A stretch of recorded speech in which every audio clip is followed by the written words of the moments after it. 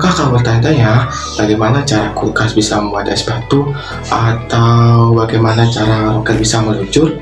Nah, tentu saja jawabannya terdapat pada ilmu yang sangat luar biasa, yaitu ilmu termodinamika. Termodinamika adalah ilmu tentang energi, panas, dan kerja. Ilmu ini mempelajari bagaimana energi berpindah dari satu tempat ke tempat lain, dan bagaimana energi dapat diubah dari satu bentuk ke bentuk lain. Termodinamika memiliki siklus refrigerasi. Siklus refrigerasi adalah proses termodinamika yang digunakan untuk memindahkan panas dari satu tempat ke tempat lain.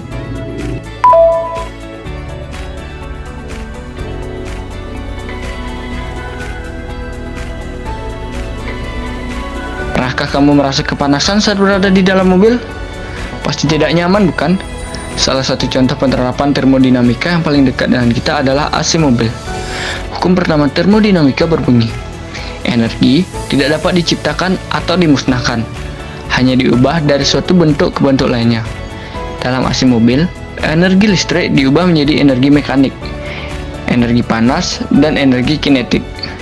Nah, efisiensi AC mobil diukur berdasarkan seberapa banyak energi panas yang dipindah dibandingkan dengan energi listrik yang digunakan.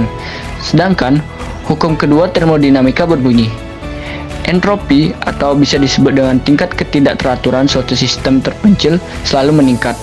Dalam AC mobil, entropi udara di dalam mobil diturunkan dengan memindahkan panas ke lingkungan luar mobil. Proses ini dibutuhkan energi yang meningkatkan entropi energi yang digunakan. Bagaimana AC mobil bisa membuat kabin terasa sejuk di tengah teriknya matahari? Jawabannya terletak pada siklus refrigerasi. Perjalanan kita dimulai di evaporator, sebuah alat yang menyerupai radio kecil, dan di sini cairan refrigeran atau zat pendingin mengalir melalui pipa-pipa tipis. Seperti spons yang menyerap air, refrigeran menyerap panas dari udara di dalam kabin mobil. Udara yang kehilangan panas menjadi lebih sejuk dan lebih segar. Refrigeran yang telah menyerap panas kemudian dialirkan ke kompresor. Di sini, tekanan dan temperatur refrigeran dinaikkan. Proses ini bagaikan memompa udara ke dalam balon. Semakin tinggi tekanan, semakin panas pula refrigerannya. Refrigeran bertekanan tinggi kemudian dialirkan ke kondensor, alat yang menyerupai radiator mobil.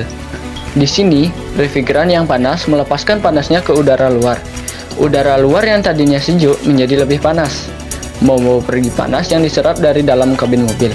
Proses ini bagaikan membuka jendela untuk mengeluarkan udara panas di dalam ruangan.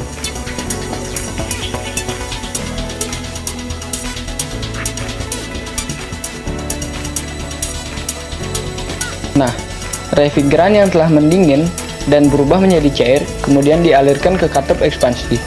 Di sini, tekanan refrigeran diturunkan, menyebabkan menguap dan kembali menjadi gas. Gas refrigeran yang bertekanan rendah ini kemudian dialirkan kembali ke evaporator, siap untuk melalui siklus refrigerasi lagi.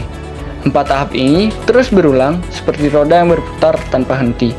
Refrigeran terus menyerap panas dari kabin mobil, dikompresi, dilepaskan panasnya ke udara luar, dan kembali ke evaporator untuk mengulangi siklus lagi. Proses ini menciptakan aliran panas yang berkelanjutan, menghasilkan udara sejuk yang menyegarkan di dalam mobil. Tapi, tunggu dulu. AC mobil ternyata bukan hanya sebagai penyelamat dari gerah, melainkan juga sebagai pejuang keselamatan berkendara di jalanan.